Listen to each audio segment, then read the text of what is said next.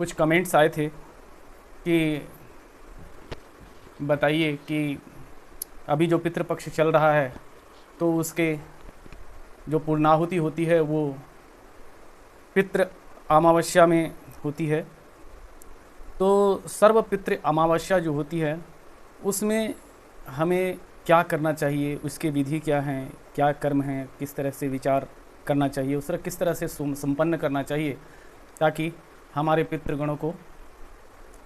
वो सारे हमारी जो श्रद्धांजलि है वो प्राप्त हो। इसी संबंध में मैं कुछ विस्तार से, थोड़ा वीडियो जब बेशक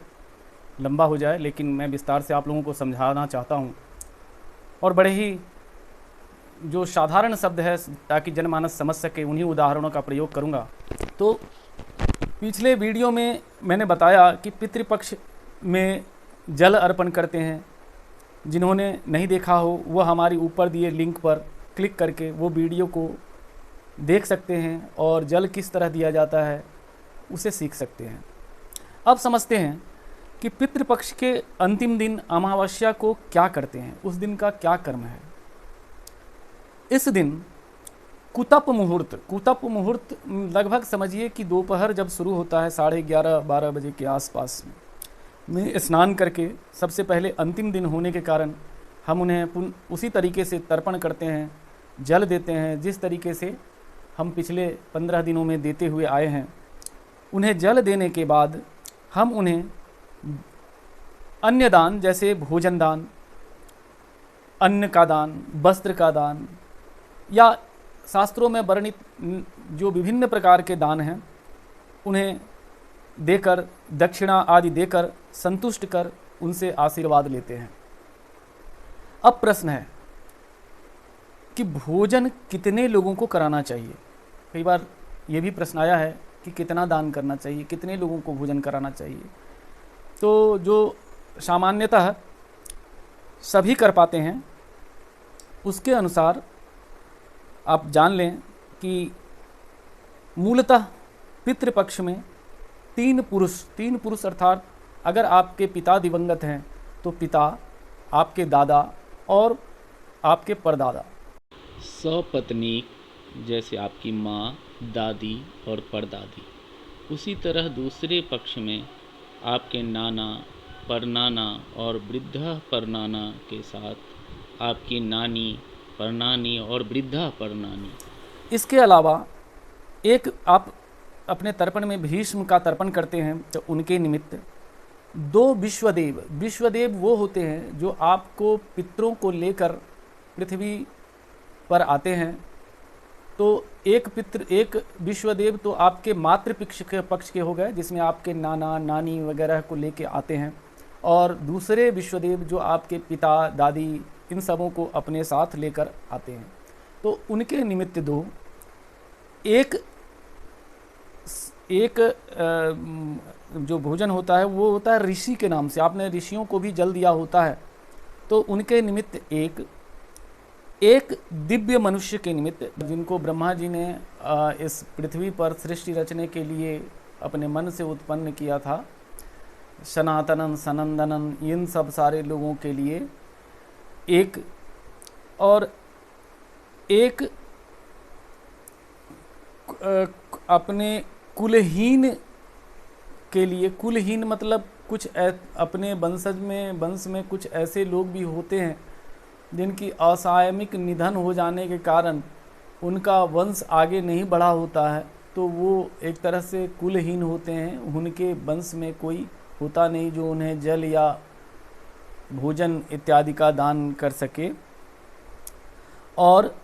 ब्रह्मा, विष्णु एवं रुद्र के लिए 3, यानी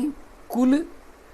21 ब्राह्मण, 21 लोगों को भोजन आपको उस दिन का कराना चाहिए। मैं फिर से बताता हूँ आपको, कुल 6 लोग आपके पितृपक्ष के और 6 लोग ही आपके मातृपक्ष के। उसके अलावा 1 भीष्म,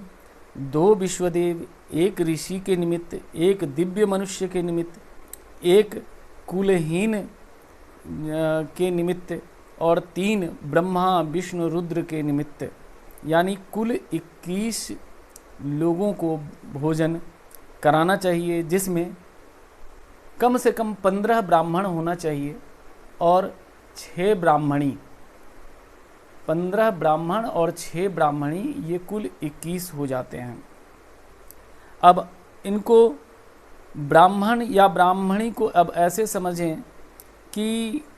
ब्राह्मण अगर वो कर्म से युक्त हैं, अपना सदाचार, पूजा पाठ, और जो ब्राह्मण का ब्रह्मचर्य से युक्त जो कर्म है, ब्रह्मचर्य का अलग अर्थ मत लीजिएगा, जो ब्रह्म का आचरण करता हो उनको ब्राह्मण असल में कहते हैं। तो ऐसे ब्राह्मण जो सिर्फ एक योनि में जन्म होने के लेने के नाते ब्राह्मण नहीं है, बल्कि वो कर्म से भी ब्राह्मण अगर हैं तो आप उनको दे सकते हैं, उनको ब्राह्मण भोजन करा सकते हैं। और अगर ब्राह्मण ना मिले तो ब्राह्मण कर्म से हो ये आवश्यक है, लेकिन अगर कोई भी गरीब हो, गरीब कोई भी हो, लेकिन वो अकर्म से भी, अगर वो अपनी पूरी कर्म से को नहीं निभा पाता है, क्योंकि एक बात तो सत्य है, आप सभी जानते हैं कि अगर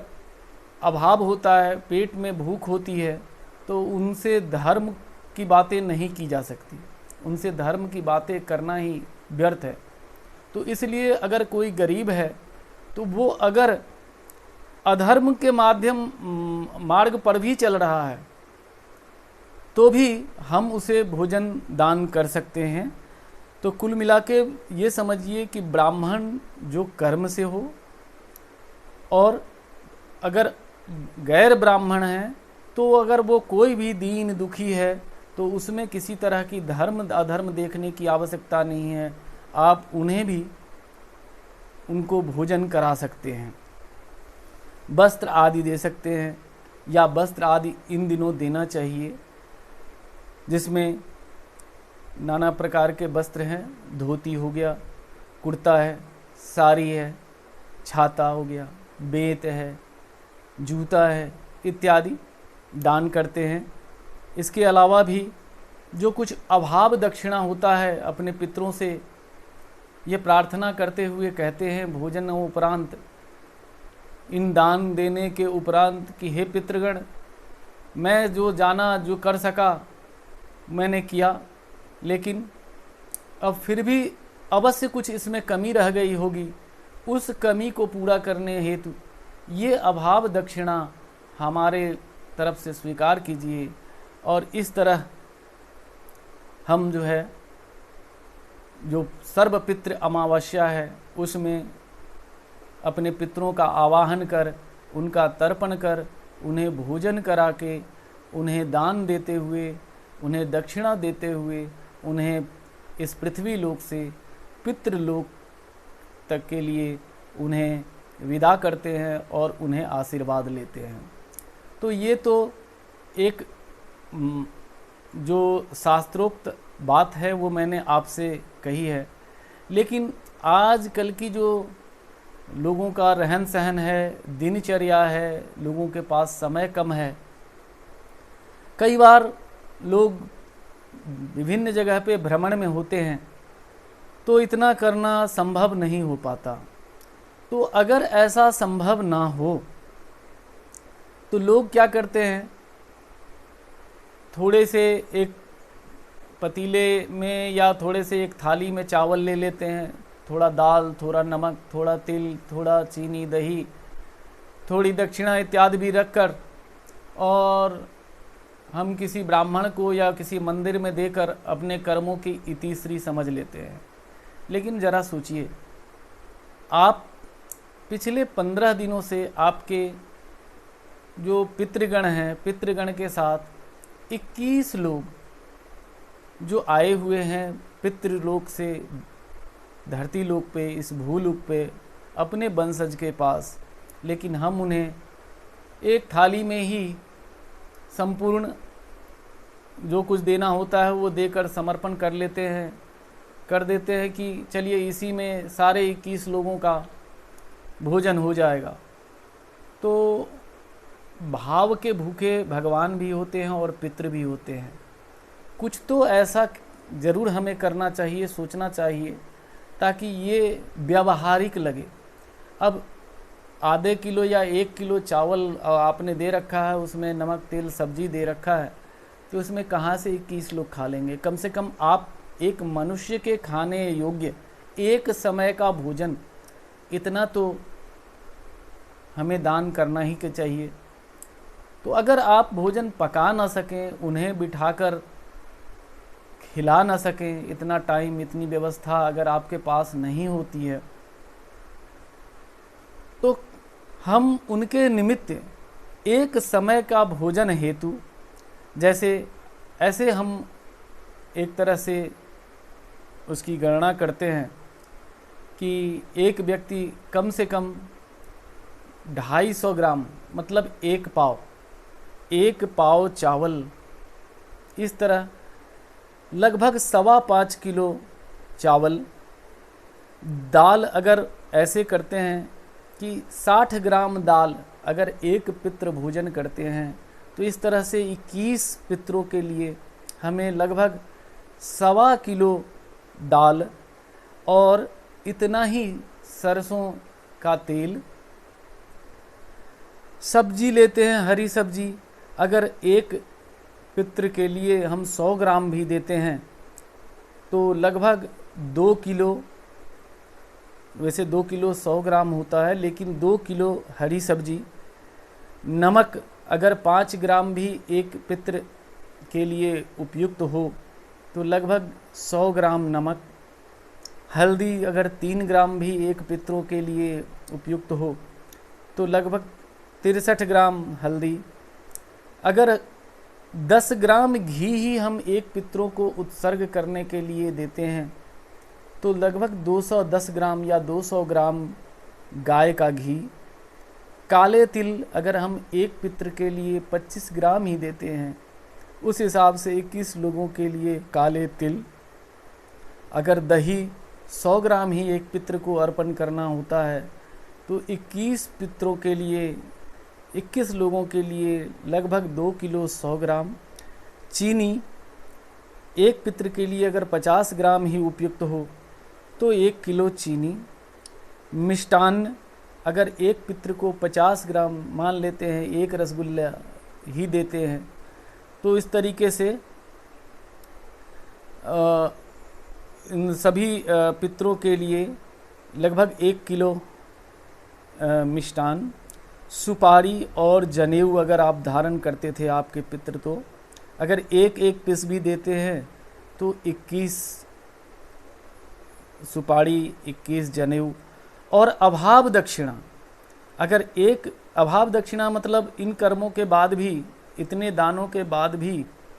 कई चीज़ वैसे रह जाते हैं, जैसे लकड़ी हुआ या और भी कुछ पात्र वगैरह की व्यवस्था है, तो इस तरह से कुछ अभाव रह जाता है, तो उस अभाव के लिए कुछ मसाले भी हैं,